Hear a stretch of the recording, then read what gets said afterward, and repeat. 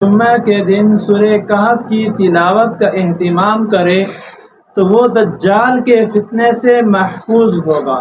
और दज्जाल कौन है? दज्जाल वो शख्स है जिसके फितने से हर नबी ने पनाह चाही है कि अल्लाह हमें दज्जाल के फितने से हमारी हिफाजत फरमा। इसलिए कि दज्जाल कुर्बे क़यामत आएगा और वो खुदाई यानी खुदा होने का दावा करेगा और अल्लाह ताला उसको इतनी ताकत देंगे कि वह मुर्दा को जिंदा और जिंदा को मुर्दा कर सकेगा। और इस तरह कमज़ोर ईमान वाले लोग दज्जाल को खुदा मानने लग जाएंगे।